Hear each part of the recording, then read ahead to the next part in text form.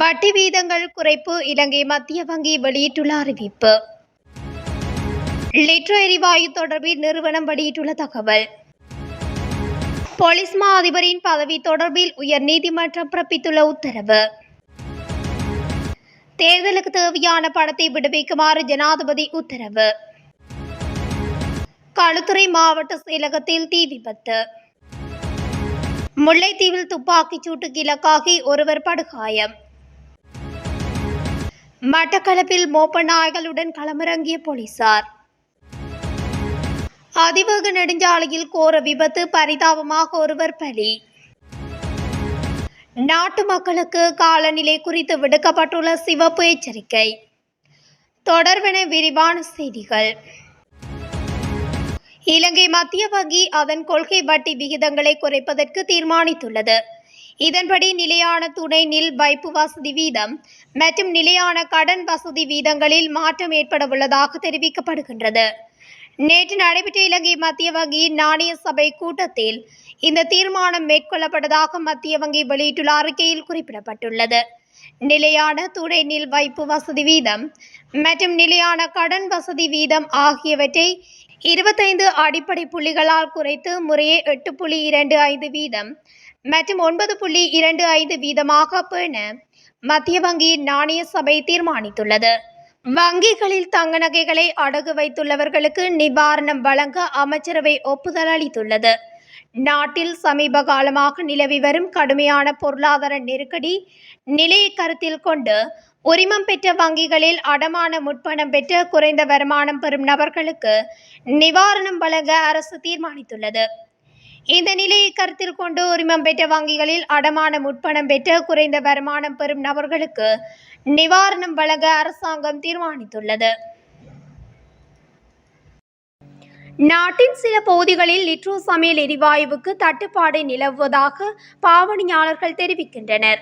எனினும் இது தொடர்பாக ஊடக அறிக்கை ஒன்றை வெளியிட்டு லிட்ரோ நிறுவனம் தற்போது இந்த நிலைமை சீர் செய்யப்பட்டுள்ளதாக தெரிவித்துள்ளது. கடந்த சில நாட்களாக போக்குவரத்து பிரச்சினைகள் காரணமாக சில இடங்களுக்கு லிட்ரோ எரிவாயு கொள்கலன்களை விநியோகிக்க முடியாத நிலை ஏற்பட்டிருந்தது. நேற்று முதல் இந்த நிலைமை சீர் செய்யப்பட்டுள்ளது என்று அந்த அறிக்கையில் தெரிவிக்கப்பட்டுள்ளது. போலீஸ் மா அதிபராக தேசப்பந்து தென்னகோன் செயற்படுவதற்கு உயர் நீதிமன்றம் இடைக்கால தடை உத்தரவு பிறப்பித்துள்ளது. தேசப்பந்து தென்னகோனை போலீஸ் மா அதிபராக நியமிப்பதற்கு ஜனாதிபதி ரணில் விக்ரமசிங்க எடுத்த தீர்மானத்தை ரத்து செய்ய கோரி அடிப்படை உரிமை மீறல் மனுக்கள் தாக்கல் செய்யப்பட்டிருந்தன. பேராயர் கர்தினால் மல்கம் ரஞ்சித் ஆண்டகை உள்ளிட்டோர் தாக்கல் செய்த இந்த 9 அடிப்படை உரிமை மீறல் மனுக்களையும் இன்றைய தினம் விசாரணைக்கு எடுத்துக்கொண்ட போதே உயர் நீதிமன்றம் குறித்த தடை உத்தரவை பிறப்பித்துள்ளது.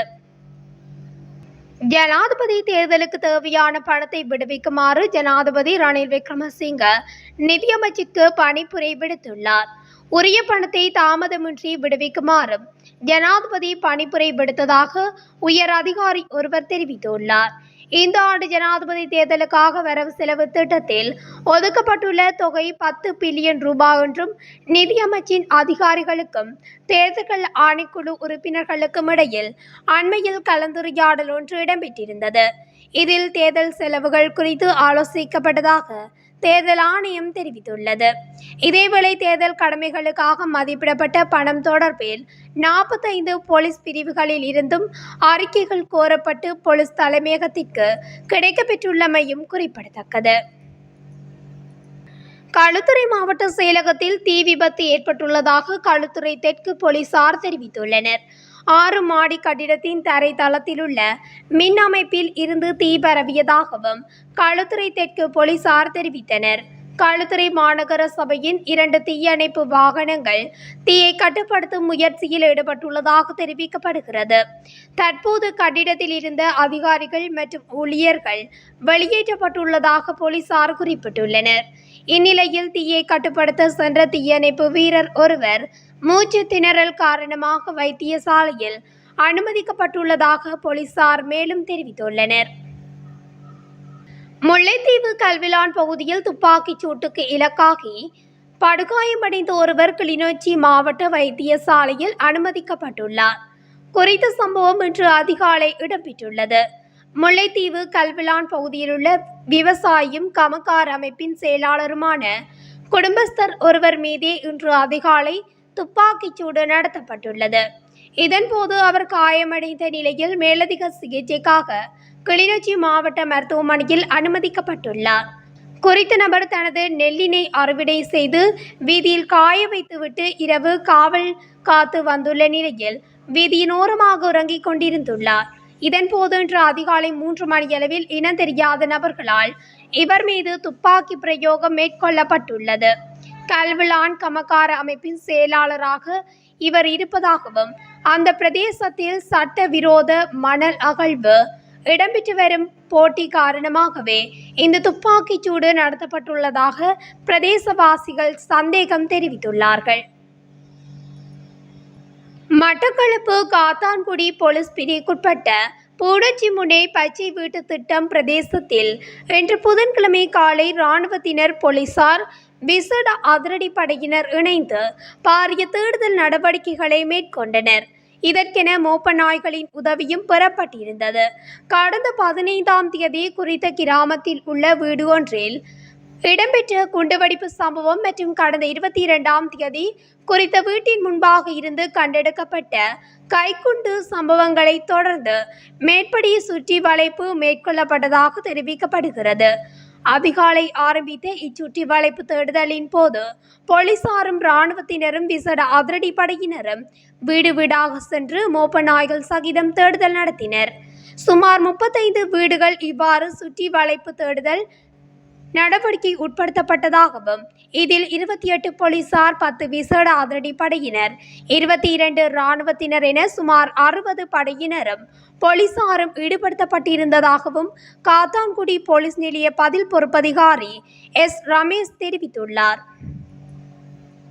தெற்கு அதிவேக நெடுஞ்சாலையில் இன்று காலை இடம்பெற்ற விபத்தில் ஒருவர் உயிரிழந்துள்ளார். குறித்த விபத்தானது இன்று காலை இடம்பெற்றுள்ளது. மத்தளையில் இருந்து கொழும்பு நோக்கி படித்த லொரியொன்று முன்னால் சென்று மற்றொரு லொரியுடன் மோதியதில் குறித்த விபத்து ஏற்பட்டுள்ளது.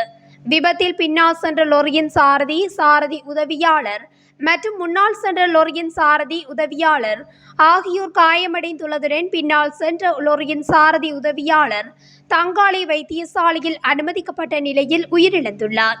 மேலும் இது தொடர்பாக தெற்கு அதிவேக வீதியின் அங்குணுகொலபலச சோதனை சாவடி போலீசார் மேலதிக விசாரணைகளை மேற்கொண்டு வருகின்றனர். நாட்டின் பல பிரதேசங்களில் கடும் காற்று மற்றும் கடல் கொந்தளிப்பு தொடர்பில் வளிமண்டலவியல் திணைக்களம் சிவப்பு எச்சரிக்கை ஒன்றை வெளியிட்டுள்ளது. சுழற்சி தென்மேற்கு பருவமழை காரணமாக அரபிக்கடல் மற்றும் வங்காள விரிகுடா கடற்பகுதியில் இவ்வாறு மாற்றம் ஏற்பட்டுள்ளதாக வளிமண்டலவியல் திணைக்களம் அறிக்கை ஒன்றை வெளியிட்டுள்ளது. இன்று அதிகாலை 3 மணிக்கு வெளியிடப்பட்ட இந்த அறிவித்தல் அடுத்த 24 மணி நேரத்திற்கு நடைமுறையில் இருக்கும் என குறிப்பிடப்பட்டுள்ளது. குறித்த கடல் பகுதியில் மறு அறிவித்தல் வரை கடற்தொழிலாளர்கள் மற்றும் கடல்சார் சமூகத்தினர் படகில் செல்ல வேண்டாம் என அறிவுறுத்தப்படுகிறார்கள். வடமேல் மாகாணத்தில் சிறிதளவு மழை பெய்யும் என எதிர்பார்க்கப்படுகின்றது. மேல் மற்றும் சபரகமுக மாகாணங்களிலும் கண்டி, நுவரெலியா, காலி மற்றும் மாத்தறை மாவட்டங்களிலும் பல தடவைகள் மழை பெய்யும் என எதிர்பார்க்கப்படுகின்றது. மத்திய மலைநாட்டின் மேற்கு சரிவு பகுதிகளிலும் வடக்கு, வடமத்திய மற்றும் வடமேல் மாகாணங்களிலும் திருகோணமலை, மொனராகலை மற்றும் ஹம்பாந்தோட்டை மாவட்டங்களிலும் அவ்வப்போது மணித்தியாலத்துக்கு 50 தொடக்கம் 55 கிலோமீட்டர் வரையான வேகத்தில் பலத்த காற்று வீசக்கூடிய சாத்தியம் காணப்படுகின்றது. நாட்டின் ஏனைய பிரதேசங்களில் அவ்வப்போது மணித்தியாலத்துக்கு 30 தொடக்கம் 40 கிலோமீட்டர் வரையான வேகத்தில் ஓரளவு பலத்த காற்று வீசக்கூடிய சாத்தியம் காணப்படுகின்றது.